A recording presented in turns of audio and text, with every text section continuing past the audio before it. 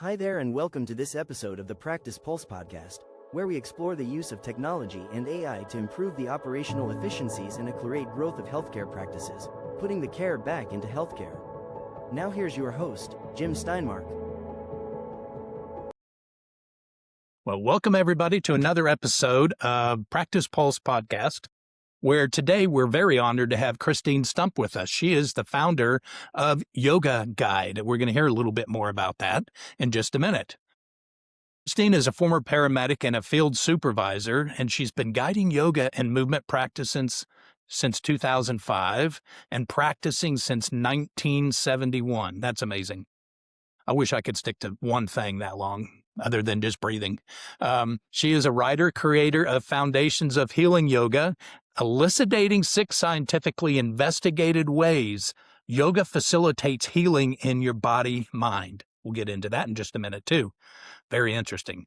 And then Christine practices yoga because it makes her human suit fit better, her attention clearer, and more focused on her actions, more congruent with who she wants to be. She teaches yoga because she thinks that if you found a guide to the human experience, you should share it. And that's what she's doing. And the everyday miracles she gets to witness with her clients never fail to remind her of what's good in today's world. So I just love that uplifting spirit. So today we're going to take a few minutes and talk with Christine. We'll ask her to talk a little bit more about her background. And we're going to talk about how yoga can help with provider burnout. So that can be physicians, nurses, PAs, paramedics like Christine was at one time, military. So it's very, very important to talk about that burnout and how yoga can mitigate some of that burnout.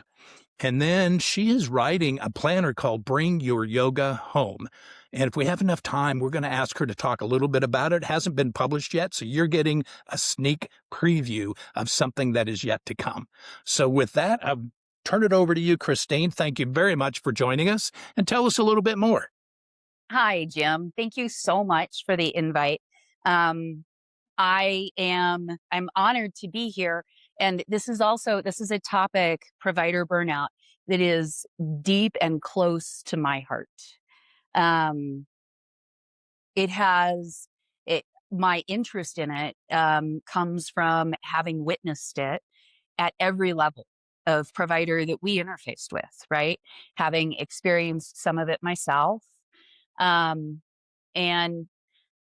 it seems to be getting worse. I don't think that that's a unique insight. What I was able to find for myself was that yoga took the things that I already did in my life, right? I already went to the gym. I already breathe, as you pointed out. Yep. And by the way, that practicing since 1971, it hasn't been a smooth straight line, right? There's that infographic of this versus this. Right. A lot of that. Gotcha. And I already do my best to pay attention, right? Mm-hmm. And I feel like that's a lot of your listeners, right? And if they don't go to the gym, that's not a big deal, right? We all get up in the morning, do this, or some version of it, right? Right. So we all move, we all breathe, and we all pay attention at some level. And as medical providers, we know so much about the anatomy and physiology of the human experience, not just the human body, right? But this is an experience that we're having. Whatever else you believe, we experience the body, and it's how we experience our relationships. It's how we experience having service in the world, having a job, serving other humans, having families. And it turns out that so many of the things that we use to help patients, we can use to help ourselves even more simply. Mm-hmm. When you and I were talking before, I used the example of inspiratory to expiratory ratios. Almost all medical providers know something about this. A breath is more than just an inhale and an exhale. There's an inhale, and then there's the potential, at least, for some kind of pause, right? Mm-hmm. Some people call it a hold. I like to call it a pause, an exhale, and then there's the potential for another pause. And And in some situations, we can do a lot of good for patients, or your listeners can. Now, I'm not among them any longer, but your listeners can do a lot of good for people by controlling the inspiratory pause, expiratory pause ratios. Hmm. And it was a Gotcha. revelation to me. I'd been working with that at some level, right? Particularly on head trauma calls and various things for a decade before it occurred to me, I wonder how that affects me, right? And almost everybody I work with at some point, usually in their first session, says, oh my gosh, I've been holding my breath. Hmm. Yeah. People realize they've been holding their breath, but they don't know what to do about it, right? And then you go maybe on YouTube or something, you find the first video and they say, take a nice deep breath. Right. Right? Well, Yeah, if we put and you see people that are in training, and you'll see a coach say, "All right, take a deep breath, step back, reset, take a deep breath." And athletes do the same thing, like a baseball player. When they step up to the plate before they hit, most of them are going to go, "Now I'm ready." yes. Explain to me, in layman medical terms, how that with yoga practice, because I'm assuming that is part of yoga. I'm not a very good practitioner. I did it when I was a triathlete, but I did it to stretch, not to reset. How that can be used by first responders like paramedics and policemen, or somebody working in the ER. As a trauma patient comes in, talk to me about how yoga can be implemented to help get them at a nice homeostasis to start over. Love that. So the first thing to understand is that the instruction to take a deep breath often backfires on us, right? Take a deep breath. You see people's upper chests rise, right? If instead of focusing on the inhale, you say, exhale, just exhale everything. Start with the exhale and then relax. And the breath is going to come back in. And we all know that, right? The breath is going to come back in. And then you're much more likely to be breathing from your respiratory diaphragm. And so you have receptors for your fight or flight system in the upper lobes of your lungs. And you have receptors for what we often call the rest and digest system in the lower lobes of your lungs. If we keep breathing in the upper lobes, we're creating a feedback loop. In biology, you're always either in a virtuous loop, virtue and vice are charged words, right? But it's either a loop that's reinforcing itself to continue going up, or it's a vicious loop, and it's a loop that's going toward extinguishing itself. And if we continue, the breath is shorter, we're reinforcing the fight or flight system. But if we just start with the exhale, inhale, relax, and receive the inhale like a gift, we've started a completely separate loop. And that's something that almost everybody learns in one of their first yoga. Okay. So in yoga, those pauses are called kumbhaka.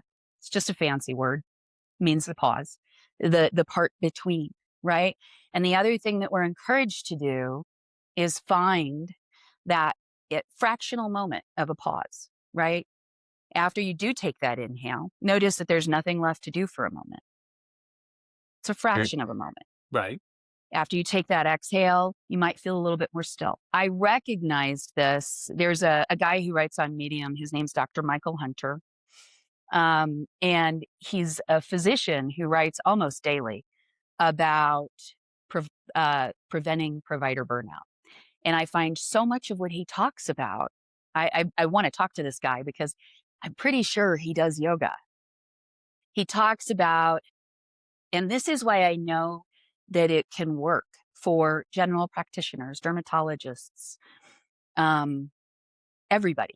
So it's not just trauma providers. Yeah. That moment, you put your hand on the doorknob, exhale, that fractional second, right? Mhm. Part of what you're doing is you're reclaiming your attention. Our mind rides our breath. This is one of the things that yoga and meditation teach us. And when you come to the bottom of the breath, take a moment, your attention, if you've been out here, right, you've been going from room to room to room, Mhm. patient to patient, you're documenting, if somebody wants this, you haven't had a glass of water, you need to go pee. Your attention moves back toward you for just that fraction of a second. And often we think we don't have the time, right? Mhm. You're right. And that's where the practice portion comes in. So in the foundations of healing yoga, I really focused on the 6 things that make yoga different from just moving your body. And what are those 6 things? So the first one is practice. And you don't have to have a 2-hour practice every day, right? It literally on some mornings can be a breath, right? As long as it's done with intention. This is the time I take to call my attention home. This is the time that I take to remember who I am. Even if I'm sometimes not entirely sure who that is anymore because I'm so busy in all these things, right? Kids and parents, and to remember. So the first one's practice. The next is breath inspired movement. So for instance, when you get into warrior one, and if people don't know what that is, it's you put 1 foot forward, 1 foot back, you're in a lunge, and you inhale your arms up, right? And it could be up in a lot of different ways. Mhm. What makes that different than just being in a lunge and waving your arms around? It's that we're going to inhale expansive movements and exhale retraction movements. What that does is it's a signal to the central nervous system. Mhm. Okay. It also starts to separate you from specific thoughts. Now, the instruction here is never to stop thinking because most of us know that's kind of a losing game. Yeah. Brains are going to brain. And it turns out that if you, and we all, right, we've all been through some form of self examination or we've edited a piece of writing. Mhm. We know that we can become reflexive. We can look at our thoughts. That part of it that looks at our thoughts is somehow bigger than the thoughts, right? In yoga, this is called awareness. Okay. All human beings have an experience of this. And yoga uses asana, the postures like warrior one, Mhm. the breath techniques, inhale, pause, exhale, pause, to give us an experience of awareness. And so that's the third aspect is this experience of certainly having thoughts. Brain's going to brain. And I can step one step outside that. And Okay. I can look at that process. I can watch them.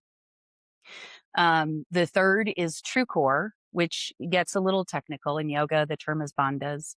It's essentially how you activate your core to best support your spine. Rhythmicity, cooperating with circadian rhythms. The scientists who discovered the first part of the mechanism for our circadian rhythm won the 2017 Nobel Peace Prize. The 2017 Nobel Prize. I just said that wrong.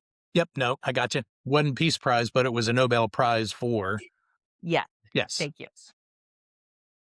And it's because, and it has become more and more part of our awareness that the rhythmicity of our lives matters.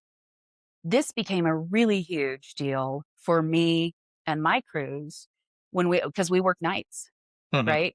I learned a lot about the impact that this has on specific people. And it's huge in medicine, especially emergency medicine, which is 24/7 by its nature. And there are ways, even if you're staying up all night and you call the sun, the evil orb in the sky, because some do, you can actually use a practice of breath and other techniques to support your body's endemic rhythms. And when you do that, everything gets a little better. And then personalization. It turns out that when your yoga practice responds to your specific needs, your results skyrocket.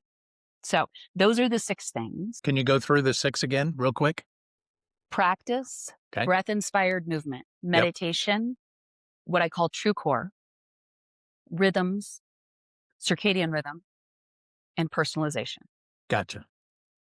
Very, very interesting. And that's all spelled out and explained in your book, in the yoga guide? So that book was never published, but Okay. there was a course, and there are multiple posts about it on Medium and on my website. Okay. And what is your website? I want to put it in the notes, but people want to know what your website is. Badlandsyoga.com. Badlandsyoga.com. And you're in Wyoming, right? We're in New Mexico, actually. New Mexico. Okay. The Yes. Badlands. Okay. I thought Badlands were like in South Dakota. There are Badlands in South Dakota. And my family has history in those Badlands, and there are Badlands all over New Mexico. Oh, okay. Particularly, yeah. In the northwest corner of the state, there's a national monument called Chaco Canyon, and the lands around it. You may have seen photos. They're called hoodoos, and they look like they're huge stones on top of these volcanic spires. Oh, gotcha. Yeah. The Bishti Badlands, that's in New Mexico. Gotcha. Is that Four Corners? Yes. Okay. Yeah. And they're scattered throughout the state. I spent a lot of time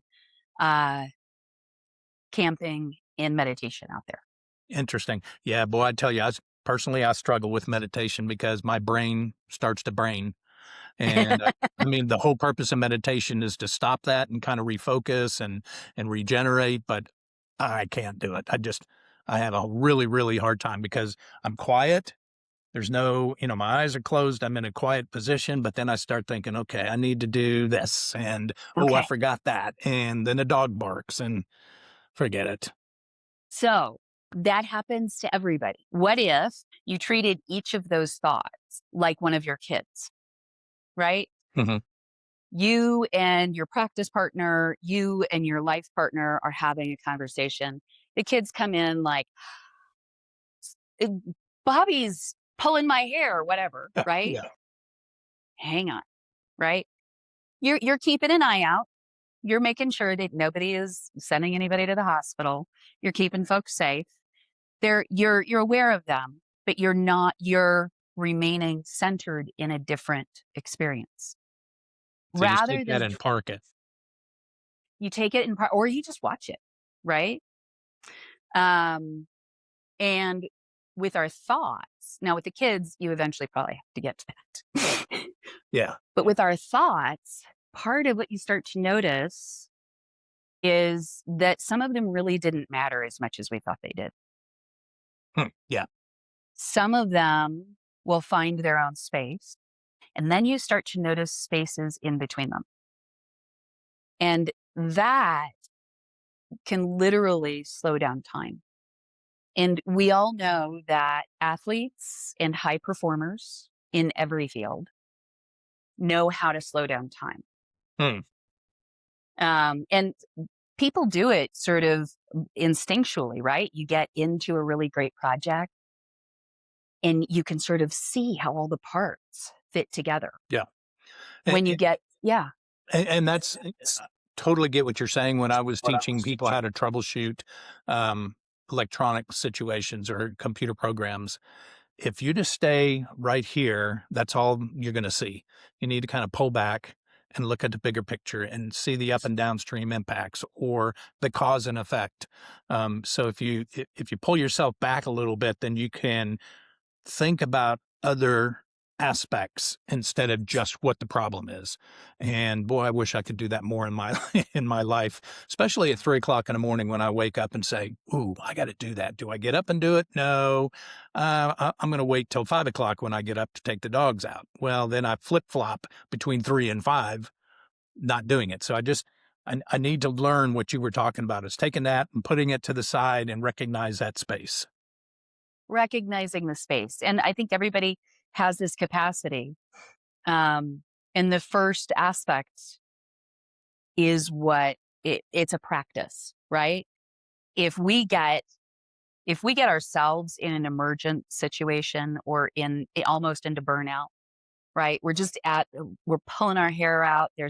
Everybody needs something from us and there's not enough. These breath techniques, everything else, it's going to help, but it helps much more reliably and much more root cause wise when we have a practice. And that practice can be, like I said, very small. And then you build up essentially the neural networks that make this part of your default behavior, right? It's a slow process, but not as slow as a lot of people think. And it's So a reliable. you have to be very intentional. And to your word, practice. Yeah, I hear a lot of people say yoga practice, and I now better understand what that means and the impact of that using your 6 items. Very, very important. And then, so kind of pulling it back to the provider burnout, I think it would be, and you can tell me because you've been in this space and you've been able to help yourself, but what if you're in a position that you cannot recognize it, or you're so far in deep that you don't know that you're in a situation? As a practice partner, if I were, on the bedside, or I was helping take notes, or I was doing triage, or how do I help somebody recognize, if they want it, that they're in a burnout situation or they're heading towards that, and to help them out of it? What a great question. I think the most important thing we can do, right, is to take a deep breath ourselves, right? So if my partner's over here saying, dude, you need to take a break, Mm-hmm. it helps if they're regulated first. And you don't have to be perfect, because A, nobody's perfect. And B, what we all know that it's the relationship that undergirds most long-term healing, right? Even in Western medicine, we have great drugs. Surgery is miraculous. Absolutely. When the patient can maintain the good things with lifestyle practices, they can go to the moon, Right. right? Their health can improve exponentially. Mm-hmm. Same thing with us, right? So if my partner is here saying, wow, that was tense. That interaction we just had with that patient, that was tense. Yeah. And they take a deep breath. It's hard for the person you're talking to not to take a deep breath. Right. Right. Right.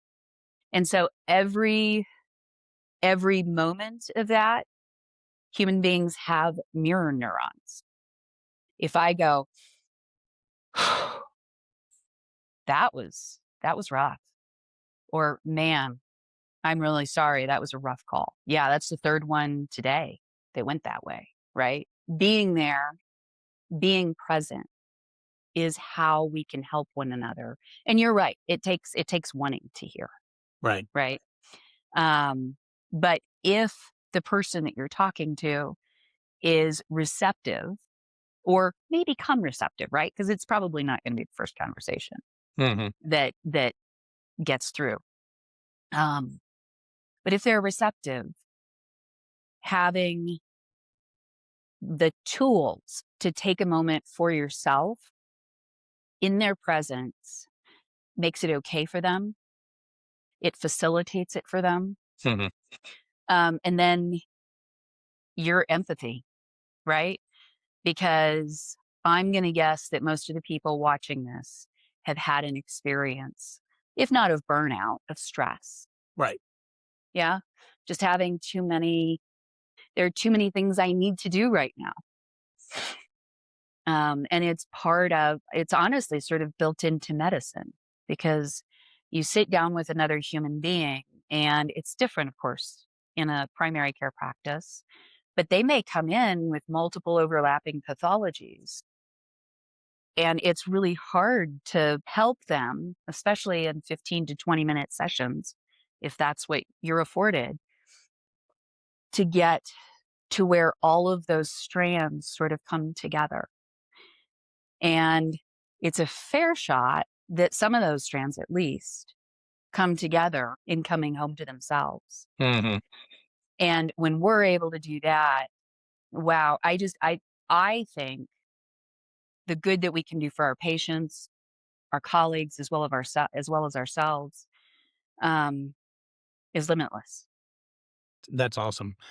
That just absolutely amazing. And I cannot believe that we're already running out of time with you, because I think I could talk about this forever. But one of the things, two observations that I've made with primary care physicians, PCPs, a lot of them, I don't want to say a lot of them, an increasing number are taking those Friday afternoons that they shut down for CEUs or house training or system training or catching up on notes or whatever they're doing, are now doing a little more practice, either a workout time, a team building exercise. I would think that yoga might be something that could fit very well in there. Number one, it just kind of gives them the permission to use that in their everyday life.